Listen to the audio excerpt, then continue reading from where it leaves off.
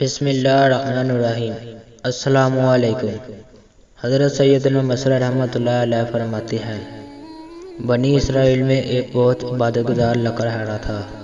اس کی بیوی بنی اسرائیل کی عورتوں میں سب سے زیادہ حسین و جمیل تھی۔ دونوں میاں بیوی ہنسی خوشی زندگی گزار رہے تھے۔ جب اس ملک کے بادشاہ کو لکڑہارے کی بیوی کے حسن و جمال کی خبر ملی تو اس کے دل میں شیطانی خیال آیا اور اس نے تہیہ کر لیا کہ میں کسی طرح اس عورت کو ضرور حاصل کروں گا۔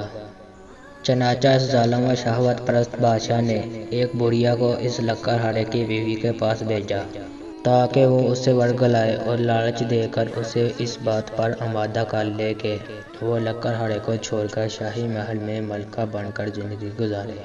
چنانچہ وہ مکار بڑھیا لکڑہارے کی بیوی کے پاس گئی اور اس سے کہا، تو کتنی عجیب عورت ہے کہ اتنے حسن و جمال کے باوجود ایسے شخص کے ساتھ زندگی گزار رہی ہے جو نہایت ہی مفلس اور غریب ہے، جو تجھے عیش و آرام فراہم نہیں کر سکتا۔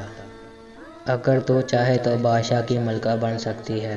بادشاہ نے پیغام بھیجا ہے کہ اگر لکڑہارے کو چھوڑ دے گی تو میں تجھے اس جھونپڑی سے نکال کر اپنے محل کی زینت بناؤں گا، تجھے ہیرے اور جواہرات سے آراستہ و براستہ کر دوں گا، تیرے لیے ریشم اور عمدہ کپڑے کا لباس ہوگا، ہر وقت تیری خدمت کے لیے کنیزیں اور خدام ہاتھ باندھے کھڑے ہوں گے اور تجھے اعلیٰ درجے کے بستر اور تمام سہولتیں مل جائیں گی، بس تم اس غریب لکڑہارے کو چھوڑ کر میرے پاس چلی آ۔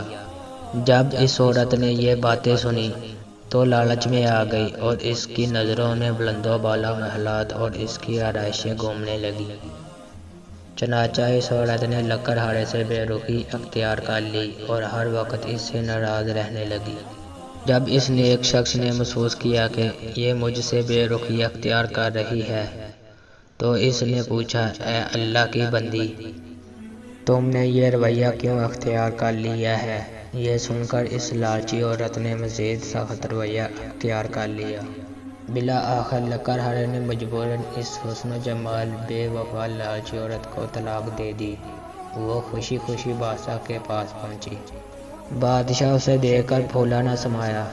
اس نے فوراً اس سے شادی کر لی۔ بڑی دھوم دھام سے جشن منایا گیا۔ پھر بادشاہ جب اپنی نئی دلہن کے پاس حجرہ عروسی میں پہنچا اور پردہ ہٹایا تو یکدم بادشاہ بھی اندھا ہو گیا اور عورت بھی اندھی ہو گئی۔ نہ تو وہ عورت اس بادشاہ کو دیکھ سکی، نہ ہی بادشاہ اس لالچی بے وفا عورت کے حسن و جمال کا جلوہ دیکھ سکا۔ پھر بادشاہ نے اپنی دلہن کی طرف ہاتھ بڑھایا تاکہ اسے چھو سکے، لیکن اس کے ہاتھ خشک ہو گیا۔ پھر اس عورت نے بادشاہ کو چھونا چاہا تو اس کا ہاتھ بھی خشک ہو گئے۔ جب انہوں نے ایک دوسرے سے بات کرنی چاہی تو دونوں ہی بہرے گونگے ہو گئے اور ان کی شہوت بالکل ختم ہو گئی۔ اب وہ دونوں بہت پریشان ہوئے۔ صبح جب خدام حاضر خدمت ہوئے تو دیکھا کہ بادشاہ اور اس کی نئی ملکہ دونوں ہی گونگے، بہرے اور اندھے ہو چکے ہیں اور ان کے ہاتھ بھی بالکل بیکار ہو چکے ہیں۔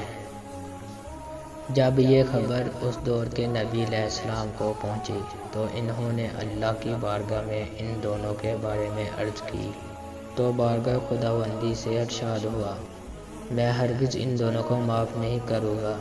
کیا انہوں نے یہ گمان کر لیا کہ جو حرکت انہوں نے لکڑہارے کے ساتھ کی میں اس سے بے خبر ہوں؟